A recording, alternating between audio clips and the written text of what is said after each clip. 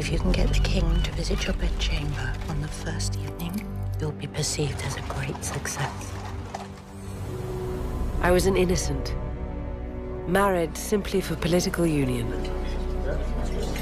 Jeg, kong Christian den 7., erklærer hermed krig mod lort. To a man who cared little for me. Drikke, jeg kan godt lide luder med store bryster. Jeg kan godt lide at slås. Og hvad der galt i det? Hvorfor var det lige mig, der skulle have den kedelige gås, hva'? Gør hende sjov. Jeg vil gerne have en sjov dronning. As Struense's influence grew, his grip on the king tightened. Jeg tror, du kan blive en fantastisk konge, Christian.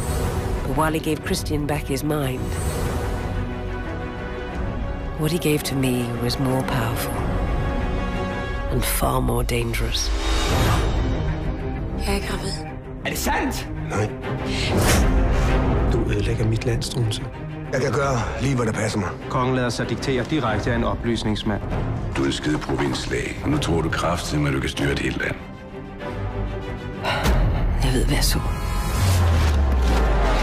Our affair would change a nation forever.